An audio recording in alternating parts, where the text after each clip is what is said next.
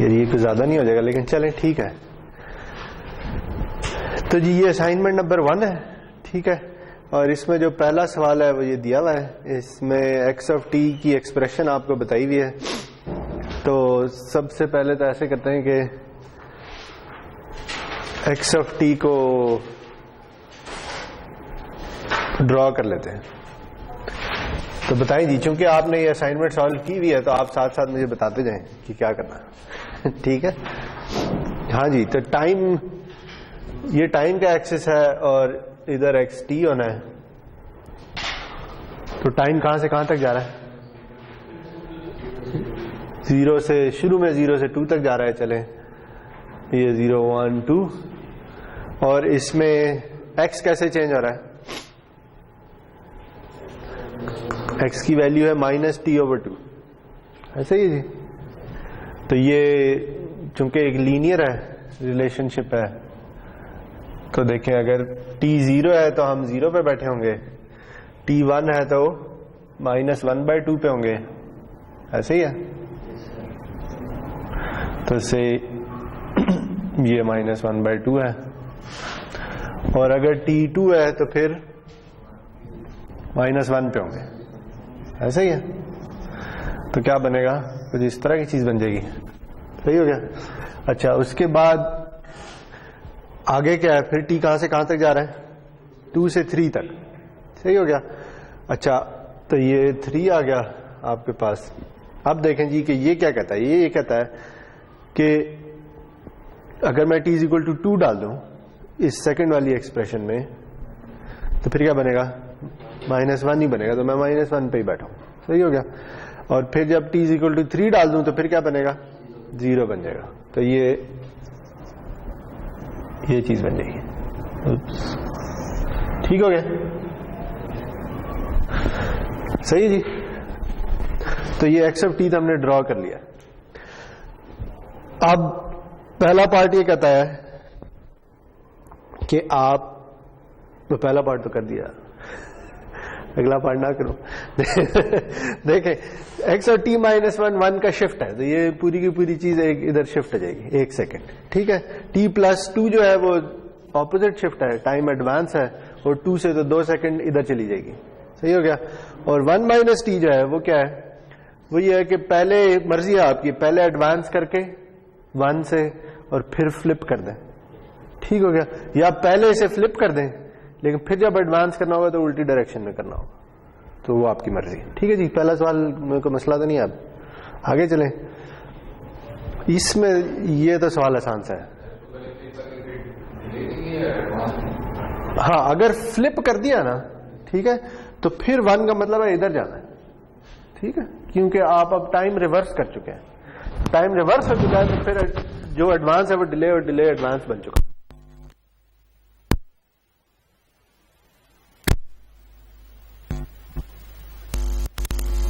ये तो आसान है नहीं? इसमें आपने क्या करना है? सिग्नल को रियल और इमेजिनरी फॉर्म में लिखना है। ठीक है ना? क्या कह रहा है? Express the following complex number in Cartesian form. Cartesian form, real imaginary form, rectangular form हम पढ़ चुके हैं। ये सारी एक ही चीजें होती हैं, एक ही चीज के डिफरेंट नाम है। तो आपको जो नंबर दिया गया है ये किस फॉर्मेट में है जी? इसे क्या कहते हैं? Exponential form. सही है। तो इसे अगर आपने रियल इमेजिनरी में करना है तो क्या यूज करेंगे? क्या करेंगे? बोल रहे हैं? हाँ, यानी ऑयलर फॉर्मूला यूज करेंगे। ठीक है जी। तो इधर क्या होगा? से पहला पार्ट अगर हम कर लेते हैं तो वो सवाल है जी √2e⁻j⁻. तो ये क्या बनेगा? मैग्नीट्यूड तो वैसे ही रहेगा, ये बन जाएगा cos of pi + j sin of pi। और आपकी मर्जी है तो इनकी वैल्यूज निकाल लें और डाल दें। ठीक है। अगला सवाल, वो उलट काम करना है। तो इसमें कौन सा पार्ट करना है जी? क्या ख्याल है? सेकंड कर लें,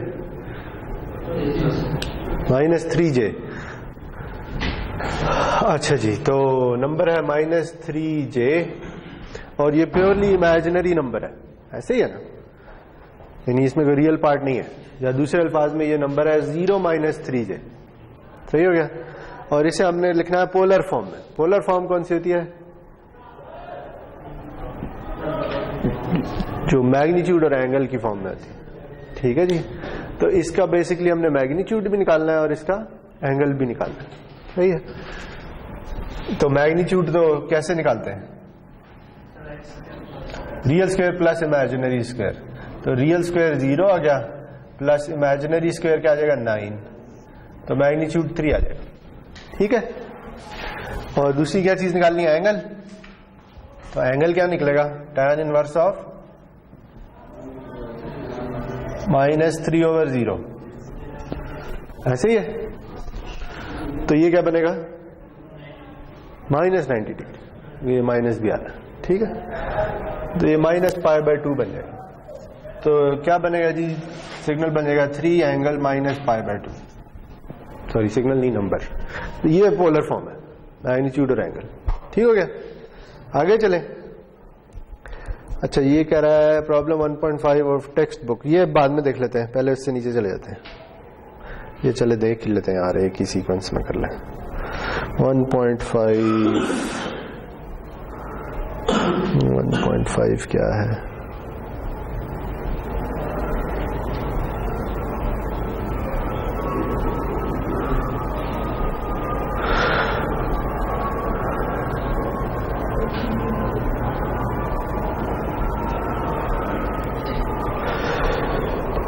हाँ जी, 1.5 ये लिखा है, थोड़ा बड़ा कर लेते हैं।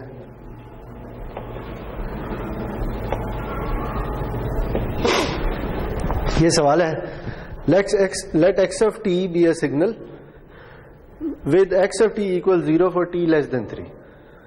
ठीक है। इसका क्या मतलब है? इसका मतलब यह है कि x of t एक सिग्नल है जो t लेस देन 3 के लिए 0 है। t ग्रेटर देन 3 के लिए क्या है हमें नहीं पता। सही है। फिर ये बताया कि t लेस देन 3 के लिए 0 है। तो अगर मैं इसको ड्रॉ करूं, ये अगर टाइम है, ये 0 है और ये 1 2 और ये 3 है, तो 3 से पीछे पीछे ये सिग्नल 0 है। सही हो गया। इतना हमें पता चल गया। अच्छा जी, आगे चलते हैं। वही कहता है for each signal given below determine the values of t for which it is guaranteed to be 0।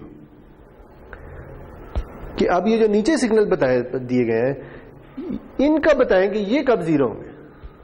सही है। तो इसमें से कोई एक पार्ट कर लेते हैं। इसे पहला पार्ट कर लेते हैं। वो कहता है जी x ऑफ 1 माइनस t। सही है। तो अगेन ये क्या है? आप इसे एडवांस करें और फिर फ्लिप कर दें। सही जी। तो अगर इस सिग्नल को, जो कि t लेस देन 3 के लिए 0 है, ठीक है, इसे मैं अगर 1 से एडवांस कर दूं तो ये कहां चला जाएगा? 2 से पीछे पीछे हो जाएगा ना। यानी अब जो सिग्नल बनेगा, सॉरी, अगर मैं इस सिग्नल को एडवांस कर दूं तो मुझे नहीं पता इससे आगे क्या है, लेकिन जो भी है सब के सब ने 1 सेकंड पीछे चल जाना है। ठीक है। तो ये अगर 2 है तो अब मुझे पता है कि ये सिग्नल 2 से पीछे पीछे 0 हो जाएगा। ऐसे ही है ना। और फिर इसे फ्लिप भी कर दें। फ्लिप करेंगे तो फ्लिप किसके अबाउट होता है? 0 के अबाउट। सही है। ये वैल्यू क्या है? 2। जब आप इसे फ्लिप करेंगे तो क्या हो जाएगी? ये -2 पे चली जाएगी और ये सब के सब पॉजिटिव पे चला जाएगा। सही है जी। तो ये क्या है? ये है x ऑफ t प्लस 1। और अब हम करने के लिए क्या जा रहे हैं? x of minus t plus 1। तो जब आप इसे फ्लिप करेंगे तो ये कुछ इस तरह की चीज हो जाएगी। इसी से ड्रॉ कर लें आप। ठीक है, समझ आई? यानी इसको फ्लिप जब किया तो ये 2 -2 बन गया और ये जो इस तरफ सिग्नल था ये सारा का सारा उठ के इधर चला गया। ठीक है। तो अब इसे देख के क्या पता चल रहा है? इसे देख के ये पता चल रहा है कि ये वाला सिग्नल गारंटीड है कि t की -2 से बड़ी बड़ी वैल्यूज के लिए 0 होगा। तो यही बताना था। ठीक। इस तरह आप बाकी भी कर लें। अगर वो मल्टीप्लाई ऐड हो रहे हैं तो मल्टीप्लाई ऐड भी हो जाएंगे, वो कोई ऐसा इश्यू नहीं है। सही है जी। आगे चले। Next question,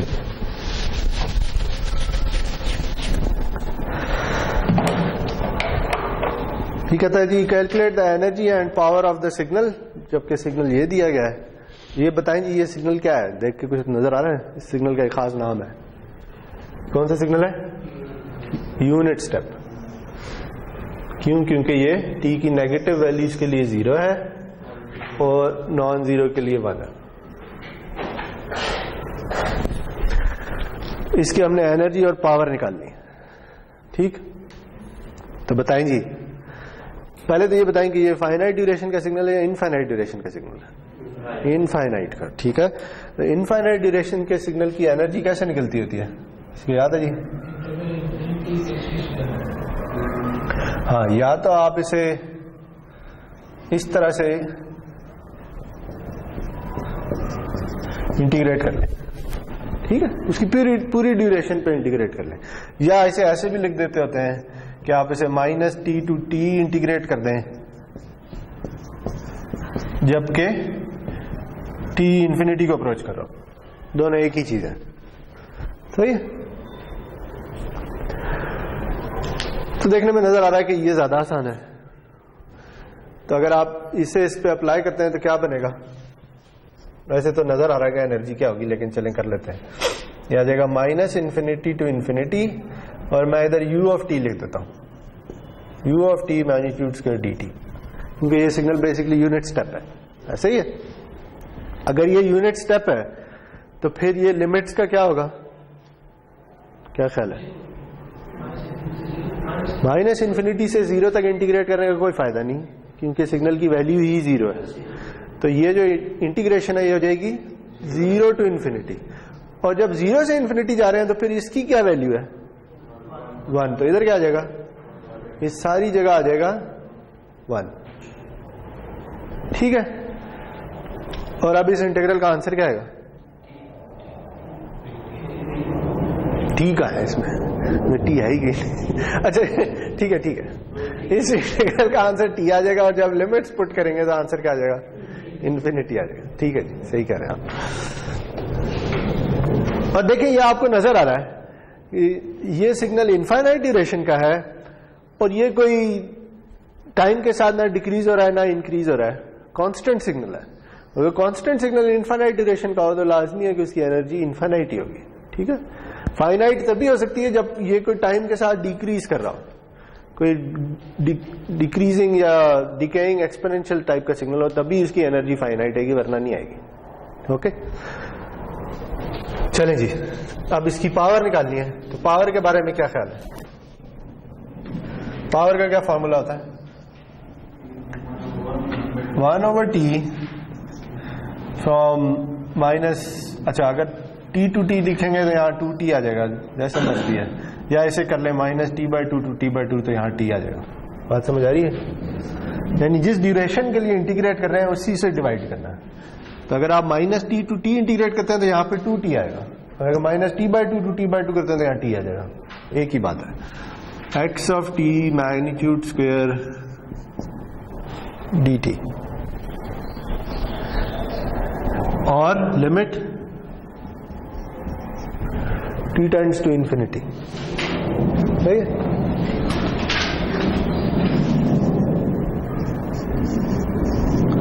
(1/t). अब देखें जी ये क्या है, again -t/2 to t/2 u of t magnitude square dt, ऐसे ही है, ठीक है। तो अगेन अब ये लिमिट क्या बनेगी? 0 to t/2, सही है, क्योंकि नेगेटिव वैल्यूज के लिए तो ये 0 है, सही है। तो क्या बनेगा? Limit t tends to infinity 1/t 0 to t/2 1 dt, सही है। अब बताइए इस इंटीग्रल का आंसर क्या होगा? t/2, सही। और t/2 से जब t से डिवाइड करेंगे तो क्या रह जाएगा? 1/2। 1/2 में लिमिट डालेंगे तो क्या होगा? कुछ भी नहीं होगा, वो 1/2 ही रहेगा। ये सब कुछ मैंने बोल दिया, समझ आ गई क्या कर रहा हूं? ठीक है, तो आंसर क्या आएगा? 1/2, सही है। तो ये ऐसा सिग्नल है कि जिसकी पावर फाइनाइट है। ये भी हम पढ़ चुके हैं कि अगर कोई इनफाइनाइट ड्यूरेशन का सिग्नल हो और उसकी पावर फाइनाइट हो तो एनर्जी इनफाइनाइट होती है। ठीक है, चले जी।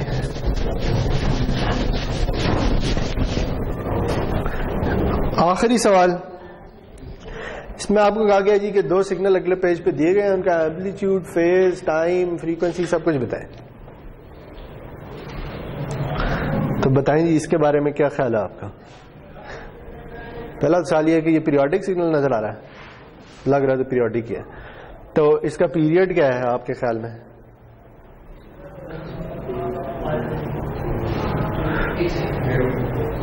जीरो? जीरो कैसे हो सकता है? 1।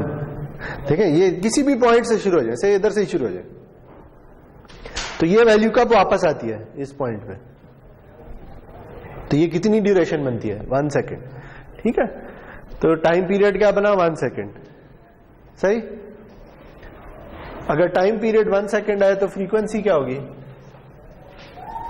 हर्ट्ज में? वो भी 1 ही होगी। और रेडियंस पर सेकंड में क्या होगी? 2 पाई एफ, वो भी 2 पाई रेडियन पर सेकंड बन जाएगी। ठीक है, और एम्पलीट्यूड क्या है इसका? इसका एम्पलीट्यूड ये लिखा है 0.6। सही है, ठीक है जी। अच्छा, और इसका फेज क्या है? बेसिकली हम करना क्या चाह रहे हैं, हम इस सिग्नल को ना इस फॉर्म में लिखना चाह रहे हैं, क्योंकि ये साइनोसॉइडल सिग्नल है या, तो हम इसे ऐसे लिख सकते हैं, A cosine of omega T plus theta. ये किसी कोसाइन सिग्नल की ना जनरल फॉर्म है। सही है, कि जिसमें ये उसका एम्पलीट्यूड है, ये उसकी फ्रीक्वेंसी है, और ये उसका फेज है। ठीक है, फेज क्या होता है? फेज ये होता है कि जब टाइम 0 हो तो ये चीज तो खत्म हो जानी है ना, तो फिर पीछे क्या बच जाता है? इसे कहते हैं इनिशियल फेज। इनिशियल फेज का मतलब यह है कि time t is equal to 0 पे उस सिग्नल का फेज क्या है, या इस कोसाइन के अंदर एंगल क्या है। सही है जी। तो अभी तक हमने क्या डिटरमिन कर लिया है? a क्या है? 0.6। कोसाइन ऑफ ओमेगा भी डिफाइन कर लिया हुआ है 2 पाई t प्लस ये थीटा क्या है जी? ये थीटा फाइंड आउट करना है। तो थीटा हम ये देखेंगे कि t इज इक्वल टू 0 पे इस सिग्नल की वैल्यू क्या है। ठीक है, तो क्या ख्याल है जी? इस सिग्नल की वैल्यू है 0।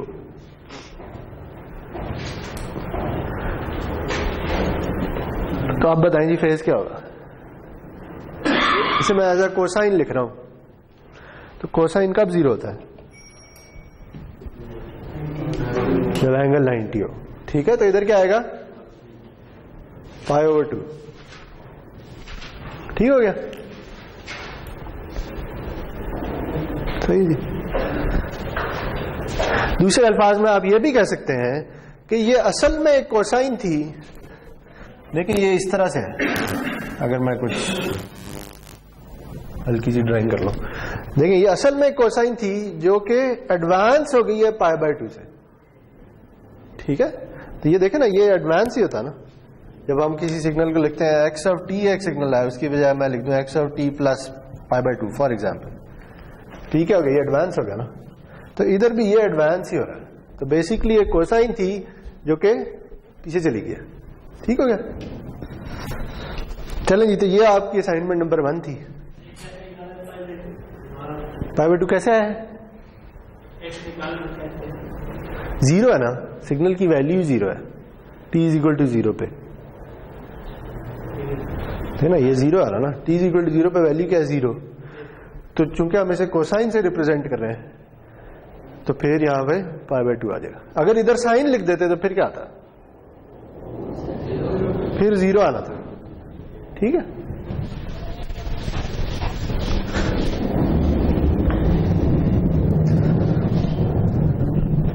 आगे चलें।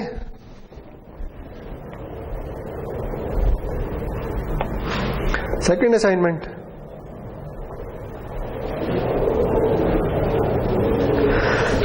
हाँ जी, ये तो क्विज में भी आया था। क्या ख्याल है, कौन सा वाला पार्ट करना है, ये आप मुझे बता दें। कोई एक कर लेते हैं।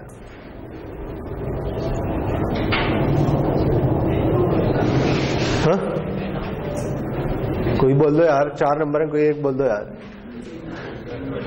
हाँ, कौन सा? थर्ड। अच्छा जी, तो x ऑफ t है जे ई J 3 pi t plus pi by 2।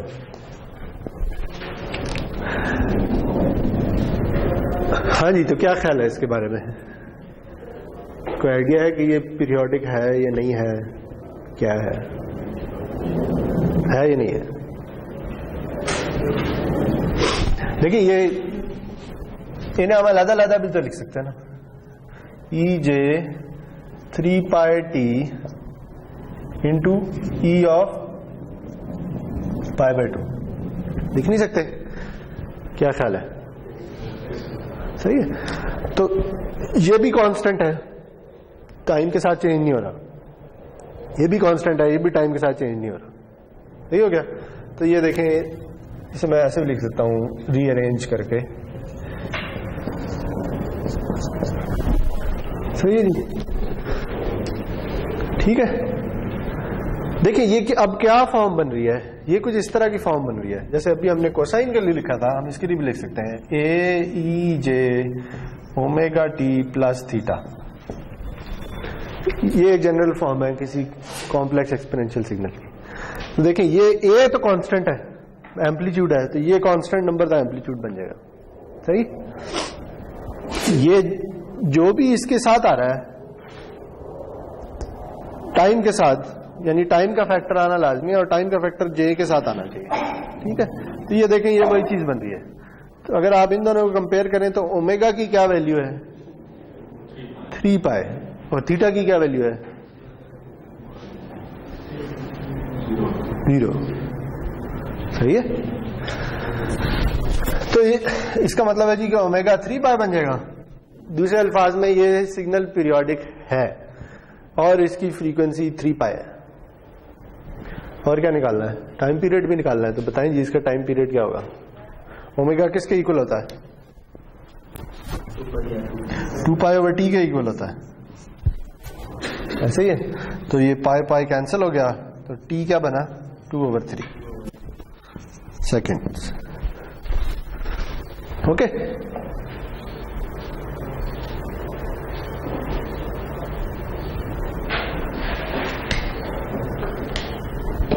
Second question.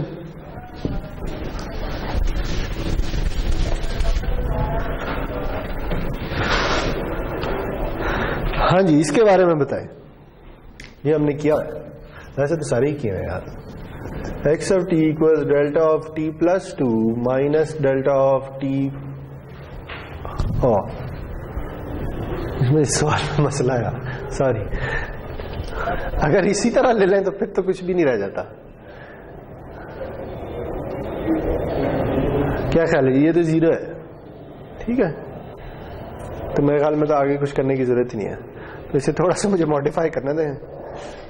ये अगर मैं इसे माइनस बना दूं तो फिर क्या होगा। ठीक है जी, तो इसे ऐसे कर लें।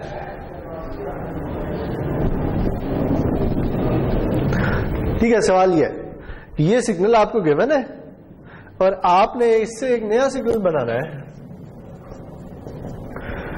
जो किसके इक्वल है, इसकी इंटीग्रेशन के इक्वल है।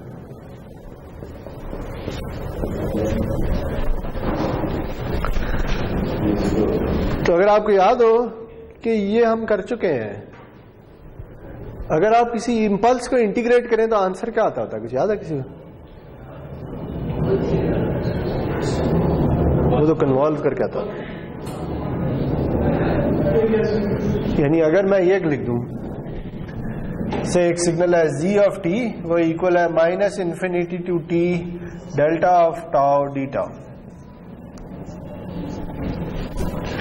तो क्या ख्याल है इसका आंसर क्या आएगा?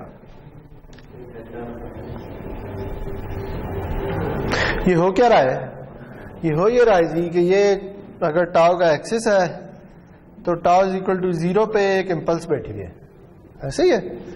और आप उसे इंटीग्रेट कर रहे हैं इस सिग्नल को माइनस इन्फिनिटी से कहां तक, जहां तक टी की वैल्यू, जो टी की वैल्यू आपने कैलकुलेट करनी है, ठीक है। तो अगर टी की वैल्यू नेगेटिव होगी, यानी टी अगर से -1 है, तो आपके यहां तक इंटीग्रेट कर रहे हैं माइनस इन्फिनिटी से इधर तक, तो आंसर इंटीग्रेशन का 0 आएगा, ठीक है। जो ही इस टी की वैल्यू 0 या इससे आगे जाएगी तो फिर ये इंपल्स उस इंटीग्रेशन के अंदर आ जाएगी। जब अंदर आ जाएगी तो चूंकि इंपल्स का एरिया अंडर द कर्व क्या होता है 1, तो इंटीग्रेशन का आंसर क्या आ जाएगा 1। तो क्या बना ये यूनिट स्टेप सिग्नल बना, ठीक है। तो इसका मतलब ये है जी कि इसका आंसर क्या है u ऑफ t 1 नहीं है। 1 का मतलब है कि हमेशा 1, हमेशा 1 तो नहीं है ना, t की नेगेटिव वैल्यूज के लिए 0 है, पॉजिटिव के लिए 1 है, तो फिर इसका मतलब u ऑफ t है, 1 नहीं है। सही हो गया। तो अब अगर इधर टाउ प्लस 2 लिख दूं तो फिर क्या होगा, तो ये u ऑफ t प्लस 2 बन जाएगा, ठीक हो गया। और अगर 2 इंपल्सेस हैं तो फिर क्या बनेगा, है जी, फिर क्या बनेगा, देखना, फिर ये बनेगा minus infinity to t delta of tau plus 2 minus delta of tau minus 2, इसको इंटीग्रेट कर रहे हैं हम डी टाउ, ऐसे ही है। तो इंटीग्रेशन जो है वो लीनियर ऑपरेशन होता है, आप इन्हें अलग अलग भी इंटीग्रेट कर सकते हैं। तो इसका आंसर क्या आएगा u ऑफ t प्लस 2, और इसका आंसर क्या आएगा minus u of t minus 2, ठीक हो गया। तो ये आंसर आ गया है, ये y ऑफ t बन गया। तो आप इसे कर लें ड्रॉ,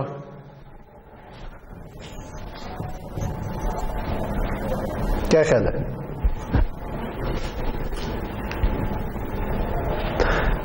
बताइए इसका प्लॉट किस तरह का होगा। -2 से 2 तक 1 होगा, बाकी 0 होगा। क्यों, क्योंकि ये यूनिट स्टेप शुरू होता है -2 से, सही है। तो ये अगर -2 है तो ये जब -2 पे आप पहुंचेंगे तो ये वाला यूनिट स्टेप शुरू हो जाएगा, ठीक है, ये चलता जा रहा है। लेकिन जब आप 2 पे पहुंचेंगे तो -1 आ जाएगा इसकी वजह से, ठीक है। तो ये 1 और -1 यहां पे जाके खत्म हो जाएंगे, तो ये 0 है, ये 2 है, ठीक है। तो ये सिग्नल है, ये y ऑफ t है।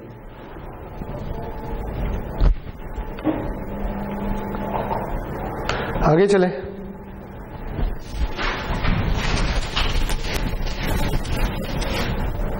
ये थोड़ी देर लिखा रहने देंगे, अगले सवाल में इसी ने यूज होना है। ये चले मिटा देता हूं, अभी तो क्या। अच्छा जी, अगला सवाल क्या कह रहा है, कंसिडर अ पीरियोडिक सिग्नल जिसकी वैल्यू एक पीरियड के लिए ही है, ठीक है। पीरियड 2 सेकंड है, तो 0 से लेकर 2 तक आपको वैल्यू दे दी है, इसका मतलब है एक पीरियड की वैल्यू दे दी है। तो चूंकि पीरियोडिक है तो बाकी भी उसी तरह की वैल्यूज होंगी। तो ये अगर टाइम है, ये 0, ये 1 और ये 2, तो 0 से 1 तक इसकी वैल्यू क्या है जी 1, और 1 से 2 तक इसकी वैल्यू क्या है -2, ठीक है। कुछ इस तरह का सिग्नल बनेगा। थोड़ा इसे छोटा कर दें, अगर स्केल के मुताबिक बना रहा था, इस तरह कर दें, सही है। और अब ये पीरियोडिक है। पीरियोडिक है का मतलब क्या कि इससे आगे क्या होगा 3 और 4, क्या ख्याल है 2 से 3 तक वैल्यू क्या होगी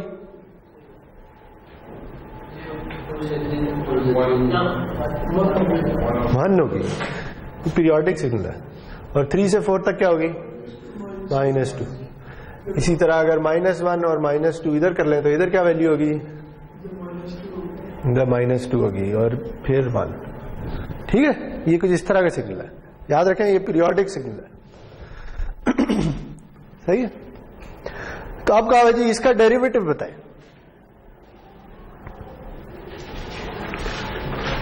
देखिए अभी अभी आपने जो पिछला सवाल किया है उसमें आपने अपने सिग्नल को जब ड्रॉ किया था तो वो भी कुछ इससे मिलती जुलती चीज थी, बिल्कुल ये चीज तो नहीं थी, ऐसे ही है ना, और उसे आपने यूनिट स्टेप की फॉर्म में लिखा था, सही।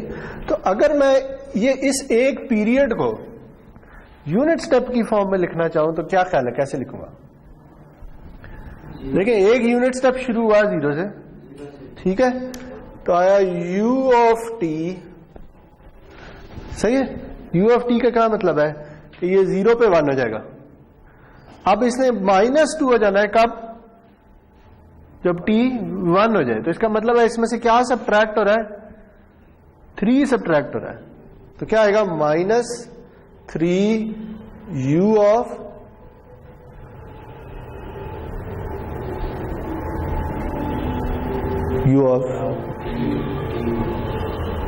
t -1। कुछ इसी तरह की चीज बनेगी ना, क्या ख्याल है? देखिए u ऑफ t अगर ड्रॉ कर लें तो ये इस तरह की चीज है, ये 1 है, ऐसे ही है ना, और -3 u ऑफ t -1 ये 0 है, ये 1 है। अगर तो u ऑफ t -1 इसको एक शिफ्ट दे दो, और -3 का मतलब है कि ये वैल्यू -3 हो गई, तो ये नीचे चली गई, तो यही बनेगा ना, ये -3 u ऑफ t -1। अब इन दोनों को ऐड कर दें, तो कर दें ऐड, तो यहां से यहां तक वैल्यू क्या होगी? 1, और उसके बाद क्या हो जाएगी? -2, ठीक है। तो सिग्नल क्या बनेगा? कुछ इस तरह से, फिर इस तरह से, और फिर आगे चलता चला जाएगा, ठीक है। ये आगे अभी चलता चला जा रहा है, वो एक मसला है, वो अभी बाद में सॉल्व करते हैं, लेकिन कम से कम ये वाली चीज तो बन गई है, ये 1 है और ये -2 आ जाएगा, ऐसे ही है ना। ये बात समझिए कैसे ड्रॉ किया है, सही। अब ये देखें कि वो कह रहा क्या है, करना क्या है, करना ये जी कि इसका डेरिवेटिव कैलकुलेट करना है। तो अगर यूनिट इंपल्स का इंटीग्रल यूनिट स्टेप होता है तो यूनिट स्टेप का डेरिवेटिव यूनिट इंपल्स होगा। ये स्टेटमेंट समझ आइए। अभी थोड़ी देर पहले क्या किया था, यूनिट इंपल्स को इंटीग्रेट किया था तो यूनिट स्टेप मिला था ना, तो अगर यूनिट स्टेप को डेरिवेट कर दें तो वापस यूनिट इंपल्स मिल जानी चाहिए, ठीक। तो देखें, और वैसे भी यानी मैं ये कह रहा हूं, मुझे जगह कम पड़ी है तो मैं इधर ड्रॉ कर रहा हूं। देखें अगर ये यूनिट इंपल्स हो ना, और मैं इसका इंटीग्रल प्लॉट कर दूं तो इसका इंटीग्रल कुछ इस तरह का आता है, ऐसे ही है ना। तो देखें ये जिस जगह पे डिसकंटिन्यूटी आ रही होती है ना, उस पॉइंट पे इंपल्स आ रही होती है, सही है। ये ऐसे ही है कि देखिए इस सिग्नल का अगर आपने डेरिवेटिव लेना है तो ये चलते जाए, इसकी सिग्नल की वैल्यू कांस्टेंट है, डेरिवेटिव 0 0 0 0 0 आता रहेगा। अगर इस डिसकंटिन्यूटी को छोड़ दें, आगे चले जाएं, फिर वैल्यू कांस्टेंट है तो डेरिवेटिव 0 0 0 0 आता रहेगा। ये जो डिसकंटिन्यूटी है, इधर क्या हो रहा है कि वैल्यू इंस्टेंटली चेंज हो रही है, तो इसका जो डेरिवेटिव है वो इंफिनिटी को अप्रोच करेगा, सही है। तो इसलिए ये u ऑफ t है, ये डेल्टा ऑफ t है, लेकिन डेल्टा ऑफ t किसके इक्वल होता है? dut बाय dt के, जो हम पढ़ चुके हैं। अच्छा, और अगर ये 2ut होता, यानी ये वैल्यू 1 ना होती बल्कि 2 होती, तो फिर डेरिवेटिव लेते तो क्या आता? फिर 2 डेल्टा t आ जाना चाहिए, ठीक है। तो अब बताएं जी कि इसके बारे में क्या ख्याल है, इसका डेरिवेटिव लेना है, ठीक है। इस पॉइंट पे भी एक इंपल्स आएगी और इस पॉइंट पे भी एक इंपल्स आएगी, फिर इधर इंपल्स आएगी, फिर इधर इंपल्स आएगी, फिर इधर इंपल्स आएगी। क्या ख्याल है, ऐसे ही होगा ना, सही है। तो देखिए पहला क्या है, u ऑफ t, तो इसका डेरिवेटिव क्या आएगा? डेल्टा t, और फिर क्या है? -3 u ऑफ t -1, तो क्या आएगा? -3 डेल्टा ऑफ t -1, ठीक हो गया। तो अब अगर मैं इसे ड्रॉ कर लूं,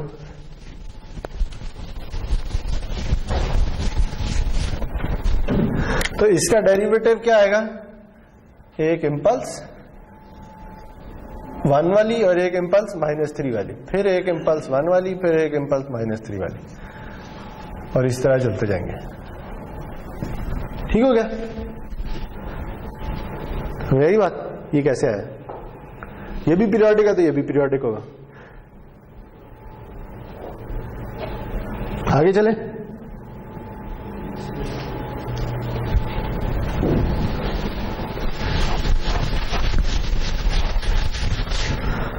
अच्छा जी, problem number 4।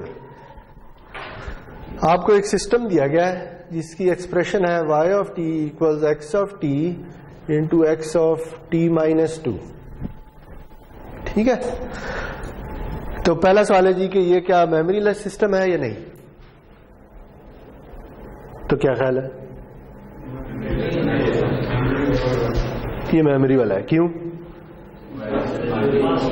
x of t minus 2 आ रहा है। ठीक है, तो इसलिए इसे y ऑफ t कैलकुलेट करने के लिए 2 सेकंड पहले वाली वैल्यू चाहिए, तो मेमोरी लेस तो नहीं है जी। आगे चलें। क्या सिस्टम इन्वर्टेबल है?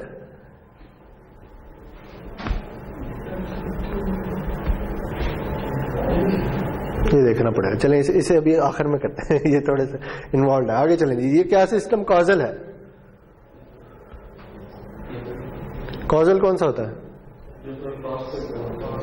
जो सिर्फ प्रेजेंट या पास्ट पे डिपेंड करता है। तो ये नजर आ रहा है जी कि ये प्रेजेंट पे भी डिपेंड करता है और पास्ट पे भी डिपेंड करता है, लेकिन फ्यूचर पे डिपेंड नहीं करता, क्योंकि यहां कोई t+ वाली वैल्यू नहीं आ रही है।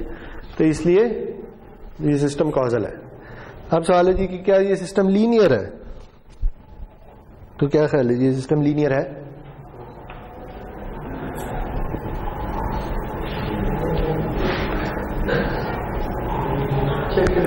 ये चेक करना पड़ेगा, ये बातों बातों में नहीं बता सकते, तो देख लेते हैं। ठीक है जी, तो लीनियरिटी पहले देख लेते हैं। लीनियरिटी के लिए क्या हमने सेटिस्फाई कराना होता है? उसे क्या कहते हैं? Principle of superposition. ठीक है, और उसमें 2 चीजें होती हैं। एक चीज क्या होती है कि अगर हम इनपुट को स्केल करते हैं तो आउटपुट भी उसी नंबर से स्केल हो जाए। ठीक है जी, तो देखें अभी क्या सिस्टम है। अभी सिस्टम ये है जी कि अगर हम इसे इनपुट दें x ऑफ t तो आउटपुट आती है y ऑफ t, जो कि इक्वल है x of t into x of t minus 2 के। ऐसे ही है।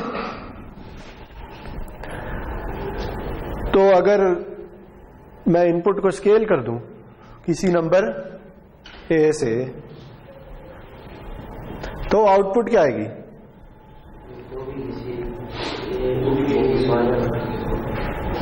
क्या ख्याल है जी? y ऑफ t इसके इक्वल है।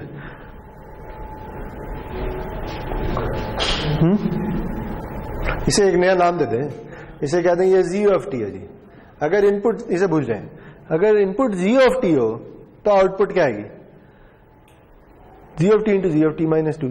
यही है ना, मैंने x को z से रिप्लेस कर दिया। सही है, तो इनपुट आउटपुट आ जाएगी z of t into z of t minus 2। लेकिन z ऑफ t है क्या? वो है a x ऑफ t। तो इधर क्या आ जाएगा? इधर आ जाएगा a into x of t into a into x of t minus 2। ऐसे ही है। तो ये क्या बनेगा? ये बनेगा a square x of t into x of t minus 2। सही हो गया? ये किसके इक्वल होना चाहिए अगर सिस्टम लीनियर है? तो a into y of t. तो अगर a into y of t करें तो फिर क्या आता है? क्या यही आता है? ये नहीं आता, वहां सिर्फ a आता है, a स्क्वायर नहीं आता। बात समझ आई? यानी अगर मैं वाई ऑफ, देखना, एक तो मैंने ये किया कि इनपुट को स्केल कर दिया और आउटपुट निकाल दी। अगर सिस्टम लीनियर है तो इसके लिए जो आउटपुट आनी चाहिए वो इक्वल होनी चाहिए a times y of t के। लेकिन a times y of t तो जो है वो क्या बनता है? वो बनता है a into x of T into x of T minus 2। तो ये दोनों तो इक्वल नहीं है। हाँ, कह सकते हैं। अगर एक ही सिग्नल को आपस में मल्टीप्लिकेशन की जा रही है तो वो लीनियर। ठीक है, तो इससे क्या पता चला? ये सिस्टम पहली कंडीशन ही नहीं सेटिस्फाई करता, तो ये लीनियर नहीं होगा।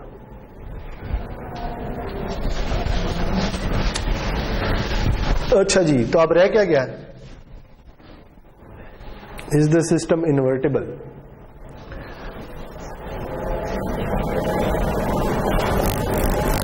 इन्वर्टेबल सिस्टम कौन सा होता है पहले तो ये बताएं। इन्वर्टेबल सिस्टम ये होता है जी कि अगर आप किसी सिस्टम को इनपुट दे रहे हैं x ऑफ t, आउटपुट आ रही है y ऑफ t, तो इसके आगे आप एक और सिस्टम लगा सकें कि जिसकी आउटपुट हो x ऑफ t। ठीक है, यानी जिस इनपुट से आउटपुट बनी थी उस आउटपुट को देखते हुए आप वापस इनपुट भी निकाल सकें। ठीक है, हमें ये तो पता है ये किसके इक्वल है, ये x of t into x of t minus 2। ठीक है जी, तो अब सवाल ये कि हम इधर कोई ऐसा सिस्टम बना सकते हैं कि जिससे y ऑफ t से वापस x ऑफ t निकले? क्या ख्याल है?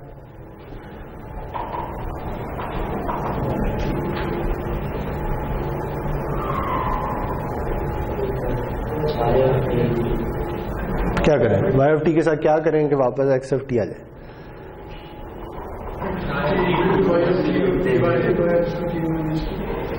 नहीं, x तो पता ही नहीं है।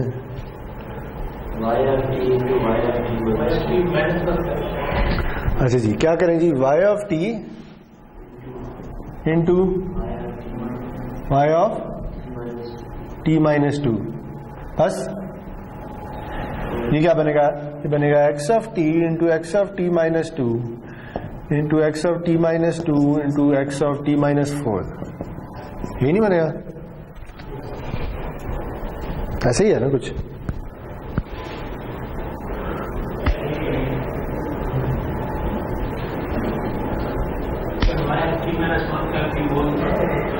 y t माइनस 1 करें, फिर क्या करें?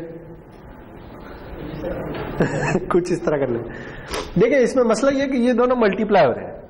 ठीक है, यानी x की वैल्यू जो करंट वैल्यू है वो अपनी किसी पास्ट वैल्यू से मल्टीप्लाई होकर आ रही है। ठीक है, और आपको प्रोडक्ट मिल रहा है आउटपुट पे। सही है जी, से प्रोडक्ट की वैल्यू है 6, मैं ऐसे ही एक एग्जांपल ले रहा हूं। ठीक, अब ये जो 6 है ये कैसे आ सकता है? ये 2 इंटू 3 भी हो सकता है, ये 2 इंटू माइनस 3 भी हो सकता है, सॉरी माइनस 2 इंटू माइनस 3 भी हो सकता है, ये 6 इंटू 1 भी हो सकता है, ये माइनस 1 इंटू माइनस 6 भी हो सकता है। तो यानी आप इस 6 को देख के ये नहीं बता सकते कि इनपुट की जो दो डिफरेंट वैल्यूज थी वो क्या थी। बात समझ आ रही है मेरी? क्योंकि आपके पास प्रोडक्ट आ रहा है, ये किसी दो नंबर्स का प्रोडक्ट है, लेकिन वो दो नंबर्स यूनिक नहीं हो सकते। ऐसे ही है ना? जब वो दो नंबर यूनिक नहीं हो सकते तो इसका मतलब है कि आप इधर से वापस अब नहीं जा सकते।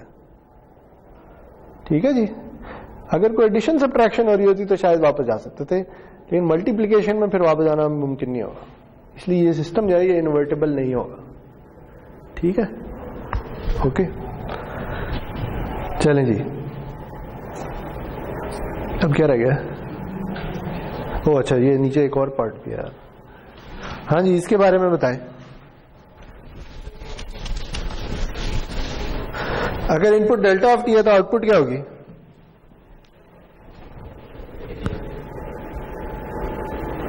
तो एच ऑफ टी, तो एच ऑफ टी कंप्यूट करना है। एच ऑफ टी क्या होगा जी? अगर इस इक्वेशन को यूज कर लें, delta of T into delta of T minus 2, यही होगा ना? मैंने आउटपुट कैलकुलेट करनी है। अगर इनपुट यूनिट इंपल्स है तो जो इनपुट आउटपुट एक्सप्रेशन है उसमें इनपुट की जगह यूनिट इंपल्स डाल दें। समझ आ रही मैं क्या कर रहा हूं? देखिए, इसने कहा है calculate and sketch the output of the system when the input is this और दिस। ठीक है, आपको सिस्टम की एक्सप्रेशन दी हुई है इनपुट आउटपुट की, तो अगर इनपुट पता है तो आउटपुट इसी से निकालेंगे ना। ठीक है जी, तो इनपुट अगर डेल्टा ऑफ टी है तो आउटपुट इंपल्स रिस्पॉन्स आएगा, तो इधर जहां जहां एक्स आ रहा है वहां डेल्टा आ जाएगा। तो इस प्रोडक्ट का आंसर क्या होगा?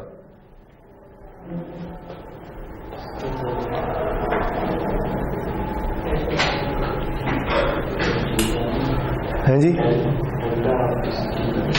इस प्रोडक्ट का आंसर क्या होगा? बड़ा सादा सा आंसर है, इसका आंसर 0 होगा। ठीक है जी, इसकी वजह यह है कि ये डेल्टा 1 पे 0 पे बैठा है और ये 2 पे बैठा है। जब मल्टीप्लाई करेंगे तो सबका सब भी 0 हो जाएगा। समझ आइए 0 क्यों है? ठीक है ना, ये एक सिग्नल है जो सिर्फ 0 पे 1 होता है या 0 पे नॉन 0 होता है, और ये ऐसा सिग्नल है जो 2 पे नॉन 0 होता है। तो जब दोनों को मल्टीप्लाई करेंगे तो सब कुछ खत्म हो जाएगा। ठीक है, अब बताएं जी, अगर इनपुट u ऑफ t हो तो फिर आंसर क्या आएगा?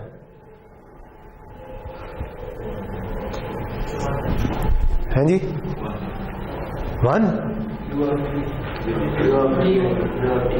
u ऑफ t और 1 दो डिफरेंट चीज होती है, याद रखें प्लीज।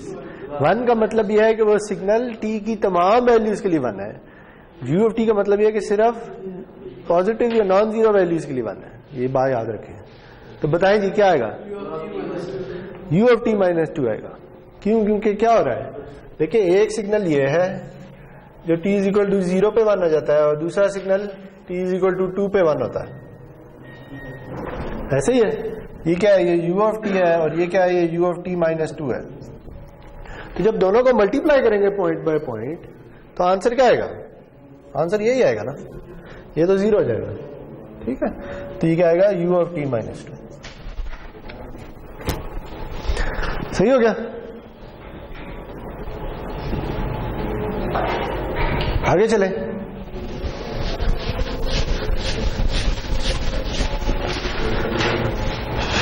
लें जी, तो ये तो दूसरी असाइनमेंट भी खत्म हो गई। तीसरी असाइनमेंट जो है उस पे चले जाए। वो कहता है जी प्रॉब्लम 2.1। तीसरी तो शायद आपने की नहीं होगी यार अभी। तीसरी असाइनमेंट की है अभी तक? तो फिर ना करो। देखिए इसे यानी मैं सारे सॉल्व नहीं कराऊंगा, आपको बता दूंगा कि ये होंगे कैसे। ठीक है, ताकि आप खुद एक बार ट्राई तो कर लें कम से कम।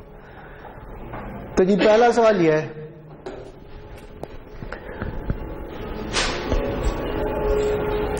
देखिए एक तो ये नजर आ रहा है कि ये कॉन्टिन्यूअस है, ये डिस्क्रीट है।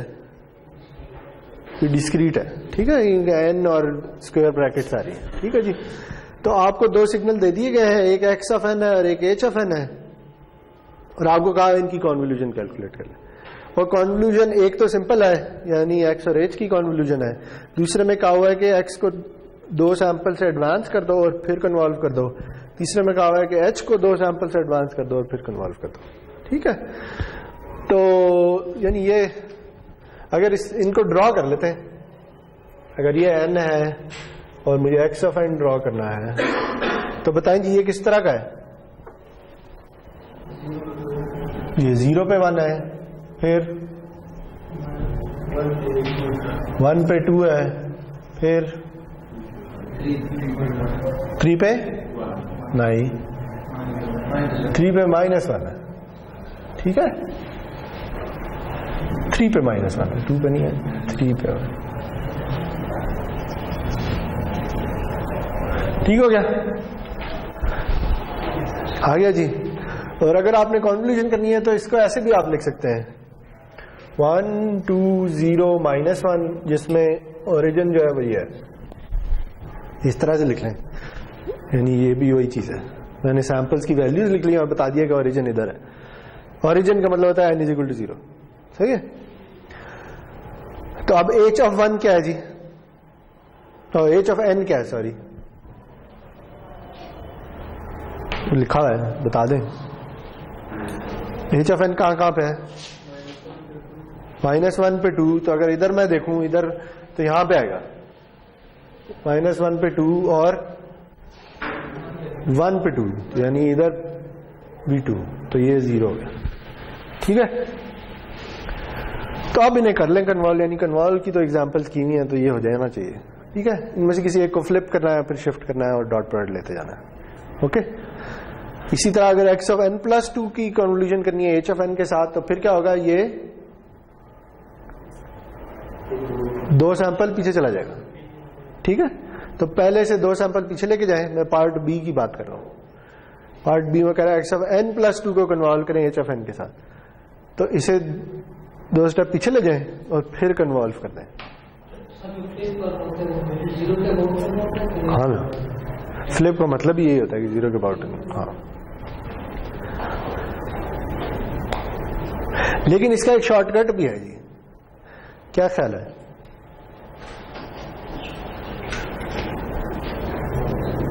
अगर आप ये बता दिया जाए कि ये एक्स ऑफ एन एक इनपुट है और एच ऑफ एन किसी एलटीआई सिस्टम का इंपल्स रिस्पांस है, ठीक है, तो आउटपुट इसी तरह कैलकुलेट होगी ना, दोनों को कन्वॉल्व करके। तो फिर आपके ख्याल में ये किसके इक्वल होगा? इसे मैं y1 की फॉर्म में लिख सकता हूं। y1 ये है,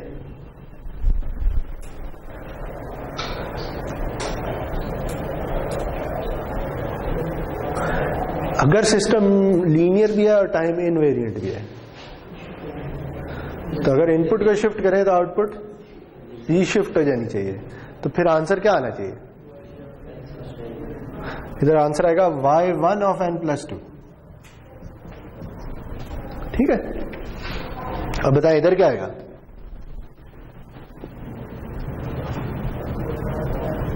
सी पार्ट का आंसर क्या होगा?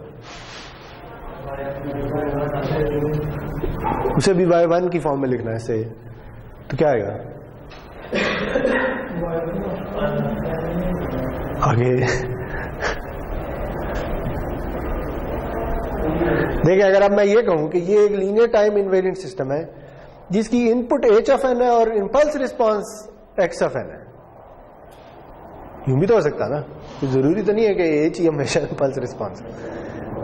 तो फिर क्या किया हमने सी पार्ट में? इसका भी वही आंसर होगा, ठीक है, इसका आंसर भी y1 ऑफ n प्लस 2 ही होगा, क्योंकि शिफ्ट इसे करें या इसे करें क्या फर्क पड़ता है? कोई फर्क नहीं पड़ता, ठीक है, बात समझ आई? तो अगर किसी एक सिग्नल को शिफ्ट किया है तो आउटपुट भी उसी से शिफ्ट हो जाएगी, क्योंकि ये लीनियर टाइम इनवेरिएंट सिस्टम है। अच्छा जी, आगे चले। 2.8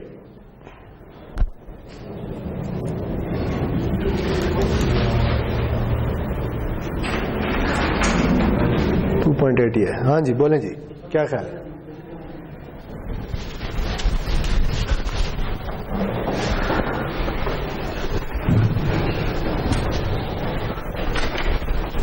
इसका बड़ा सादा सा हल है वैसे तो।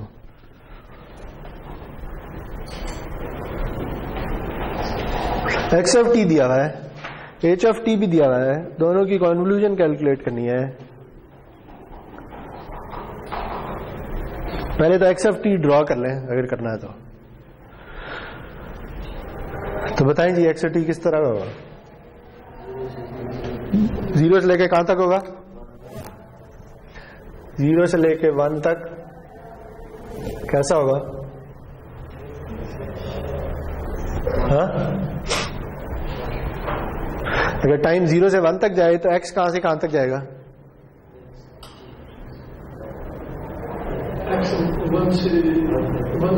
1 से 2 तक जाएगा, ठीक है जी। तो अगर ये 1 है और ये 2 है तो ये कुछ इस तरह से जाएगा, ठीक है।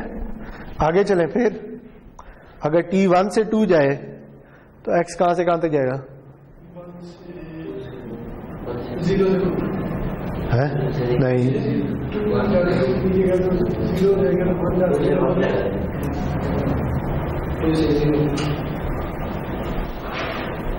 2 से क्यों? t 1 से 2 तक जाए तो x की वैल्यू कहां से कहां तक जाएगी? 1 से 0 तक जाएगी, ठीक है, क्योंकि t इक्वल टू 1 डालेंगे तो 1 आ जाएगा, t इक्वल टू 2 डालेंगे तो 0 आ जाएगा। बात समझ आएगी कैसे ड्रॉ हुआ है? देखिए, ये एक एक्सप्रेशन दी हुई है ना, ये एक्सप्रेशन क्या कह रही है कि t अगर 0 से 1 तक जाए तो वैल्यू ये होती है, अगर 1 से 2 तक जाए तो वैल्यू ये होती है, ठीक है। तो 0 से 1 तक अगर वैल्यू कैलकुलेट करनी है तो इधर अगर 0 पे डालें तो 0 पे 1 आता है, और अगर 1 डालें तो 2 आ जाता है। और चूंकि ये लाइन की इक्वेशन है तो इसका मतलब है कि हम इन दो पॉइंट्स को एक लाइन से ज्वाइन कर सकते हैं। इसके बाद इधर अगर आ जाए तो ये भी एक लाइन की इक्वेशन है, और टाइम अब 1 से 2 तक जा रहा है, तो जब 1 डालेंगे तो 1 आ जाएगा, 2 डालेंगे तो 0 आ जाएगा। तो इसका मतलब है कि ये इधर से शुरू होता है और कहां तक जाता है, इधर तक। ऐसे ही है, जिस तरह की चीज बनेगी।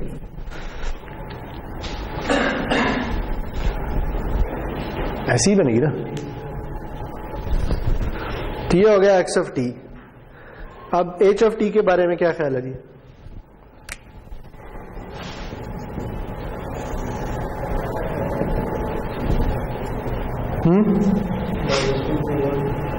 -2 पे 1 और -1 पे 2।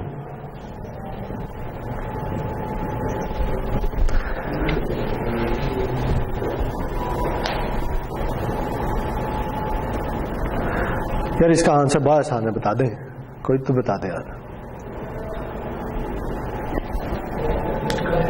है जी, फ्लिप किए बगैर ही बता सकते हैं आप। x of t convert with h of t equals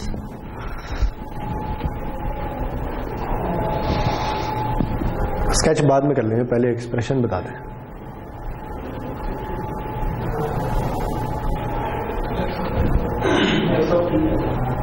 सिर्फ x ऑफ t आएगा, क्यों? वजह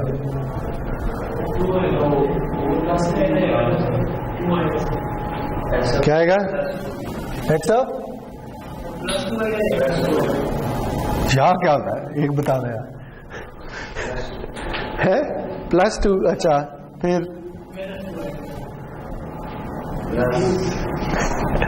चले इतना मैं बता दूंगा, +2 आएगा। आगे चले, plus 2x of t plus 1। बस ये आंसर होगा। वजह क्या है, ये क्यों आया है बताएं जी? ये इसके इक्वल क्यों है?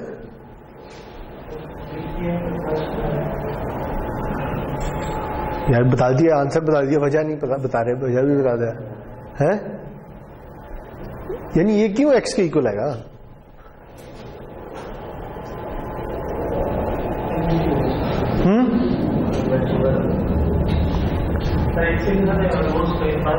हाँ तो डेरिवेटिव तो यहाँ कहीं नहीं हो रहा। एक सिग्नल है, एक इम्पल्स है, यहां तक ठीक है, आगे चलें।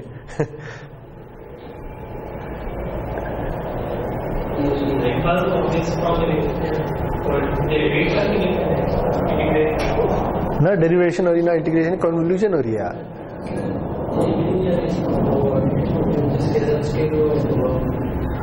इनपुट तो वो तो ये 2 इस वजह से आ रहा है, वो तो 2 को आपने एक्सप्लेन किया। मैं कह रहा हूं यहां x क्यों आ रहा है, इसकी क्या वजह है? हाँ ये बताएं, इसका क्या आंसर होता है?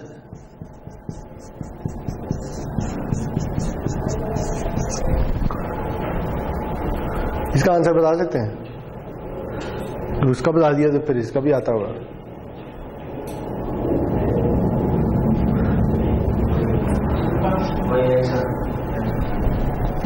x of t। अगर किसी सिग्नल को इम्पल्स के साथ कन्वॉल्व करें तो वापस वही सिग्नल आ जाता है। ठीक है, अब बात हो रही है लीनियर टाइम इनवेरिएंट की, तो इसका मतलब है कि अगर इम्पल्स को शिफ्ट कर दें तो ये भी शिफ्ट हो जाएगा। तो ये वजह है जिसकी वजह से उधर x ऑफ t प्लस 2 और 2x ऑफ t प्लस 1 आ रहे हैं। ठीक है, क्योंकि इस सिग्नल को आप एक यूनिट इम्पल्स के साथ कन्वॉल्व कर रहे हैं। ठीक है जी, तो अगर सिग्नल को यूनिट इम्पल्स के साथ कन्वॉल्व करेंगे वही सिग्नल आ जाएगा। अगर यूनिट इम्पल्स शिफ्ट हुई है तो ये भी शिफ्ट हो जाएगा, यूनिट इम्पल्स स्केल हुई है तो ये भी स्केल हो जाएगा। खत्म बात। ठीक है, स्केच आप कर लें, आपने करना होगा है। ये सिग्नल कैसे ड्रा की? ये वाला, ये डेल्टा है ना, देखें डेल्टा ऑफ t प्लस 2 है ना, तो क्या मतलब है? एक डेल्टा ऑफ t है जो 2 से एडवांस हुआ है, तो वो -2 पे आ जाएगा, और दूसरा t प्लस 1 इधर आ जाएगा। ठीक है, तो ये 2 है, ये 1 है। ओके।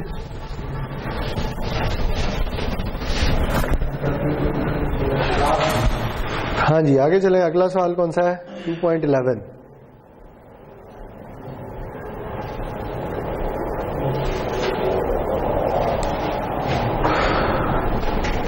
हाँ जी, बोलें जी,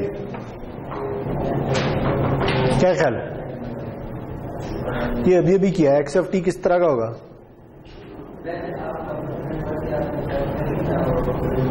एक्स ऑफ टी को अगर मैं ड्रॉ करूं तो किस तरह का होगा? 3 से 5 तक 1 होगा, बाकी हर तरफ 0।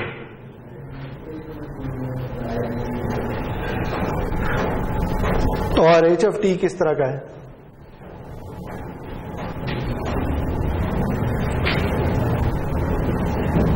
एच ऑफ टी की नेगेटिव वैल्यूज के लिए वैल्यू क्या होगी? 0। क्यों? क्योंकि यूनिट स्टेप आ रहा है। ठीक है, तो इतना तो पता चल गया। अब पॉजिटिव के लिए क्या होगी? ये ई और -3t, तो ये डिकेइंग एक्सपोनेंशियल है, इसकी 0 पे क्या वैल्यू होगी? 1, और फिर कुछ इस तरह से जा रहा होगा। ठीक हो गया।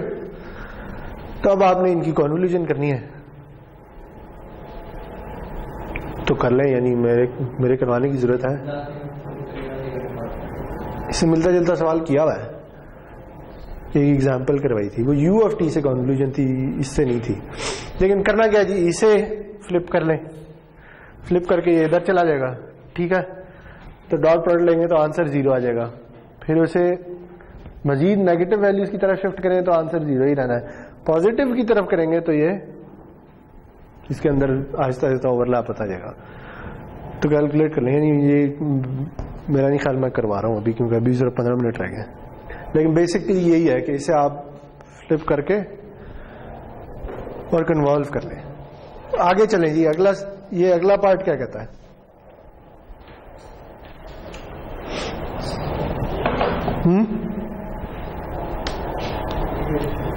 डेरिवेटिव कैलकुलेट करें एक्स ऑफ टी का और उसे कन्वॉल्व कर लें एच ऑफ टी के साथ। तो बताएं जी इसका डेरिवेटिव क्या आएगा? अभी थोड़ी देर पहले हमने कैलकुलेट किया था।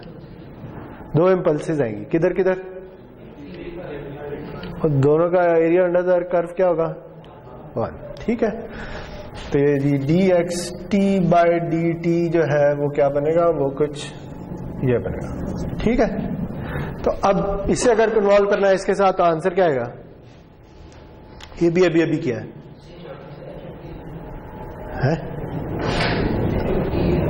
नहीं, एच ऑफ टी तो नहीं आएगा। बताएं जी, इसके साथ अगर डेरिवेटिव के साथ अगर कन्वॉल्व करना है dxt/dt convolve with H of T, answer क्या आएगा? नहीं, इसका आंसर क्या आएगा? डेरिवेटिव आएगा। डेरिवेटिव क्या आएगा?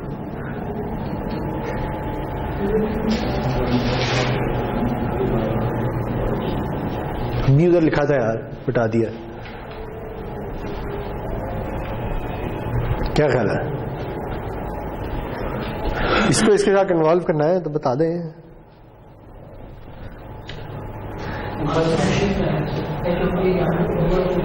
हाँ, तो क्या आएगा? आंसर क्या आएगा? H of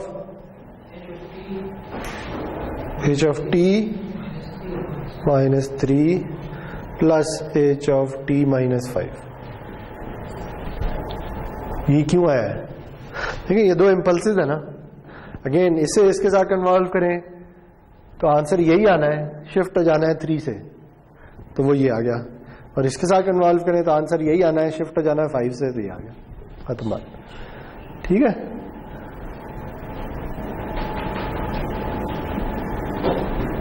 how is g of t related to y of t? ये तो आप जब वाई ऑफ टी निकालेंगे तो तभी बता सकते हैं। ठीक है जी, आगे चलते हैं।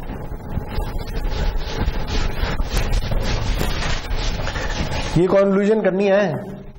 ठीक है,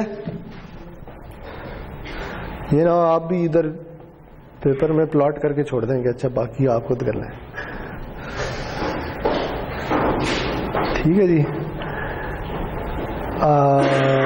हाँ जी, 2.14 Which of the following impulse responses correspond to stable LTI systems? ये बड़ा सादा सा सवाल है, ये मैं नहीं करा रहा, ये आप खुद कर लेंगे। आपको कंडीशन पता होनी चाहिए कि इम्पल्स रिस्पॉन्स, अगर सिस्टम स्टेबल हो तो उसका इम्पल्स रिस्पॉन्स किस तरह का होता है, ये मैं करवा चुका हूँ। ठीक है, ये सादा सी चीज है। आगे चलते हैं। 2.26 2.26 किधर है? ये जी,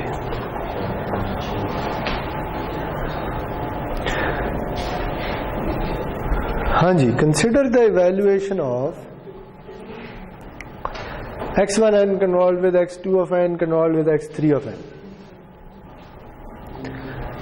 ठीक है, 3 सिग्नल है, आपस में कन्वॉल्व हो रहे हैं और उनसे जो भी निकल रहा है उसे y of n कह रहे हैं आप। इसमें x of n ये दिया हुआ है, x1 of n वो ये है, x2 of n ये है, x3 of n ये है। ठीक है, आपको कहा है जी कि x1 और x2 की कॉन्वोल्यूशन कर लें, तो ये तो सादा सा ये तो हो जाएगी। ठीक है, ये भी देखे ना, ये डिकेइंग एक्सपोनेंशियल है जो 0 से स्टार्ट होगा और पॉजिटिव वैल्यूज के लिए जाएगा, और ये तो खुद यूनिट स्टेप है। ठीक है, तो ये तो होगी। फिर कह रहा है जी कि convolve the result of part 1 with x3n in order to evaluate y of n। तो यानी जो इसका आंसर है उसे इसके साथ कन्वॉल्व कर दो, तो ये यूनिट इंपल्सेस हैं चुके, तो वही जो अभी हम करते रहे हैं। ठीक है, यानी आउटपुट क्या आएगी, जो इसकी आउटपुट है वही आ जाएगी माइनस उसका शिफ्टेड वर्जन आ जाएगा। सही है। फिर वो कह रहा है जी x2 और x3 की कॉन्वोल्यूशन कर लें, वो भी बड़ी सादा सी है, वो तो जल्दी से हो जाएगी। फिर वो कह रहा है convolve the result of part C with x1n in order to evaluate y of n। अब वो कह रहा है, यानी बेसिकली करना ही है कि पहले इन दोनों को कन्वॉल्व करें और फिर इसके साथ कन्वॉल्व कर दें, या पहले इन दोनों को कन्वॉल्व करें और फिर इसके साथ कन्वॉल्व कर दें। ठीक है, आंसर हर केस में सेम ही है, यानी ये और ये इन दोनों का आंसर सेम होगा। क्यों सेम होगा? क्योंकि हमने कॉन्वोल्यूशन की प्रॉपर्टी पढ़ी थी, वो क्या थी कि कॉन्वोल्यूशन एसोसिएटिव होती है। ठीक है, तो ये अगर 3 सिग्नल्स कन्वॉल्व हो रहे हैं तो इससे फर्क नहीं पड़ता कि आप इन्हें किस ऑर्डर में कन्वॉल्व करते हैं, आंसर सेम ही है। चलें जी, खत्म।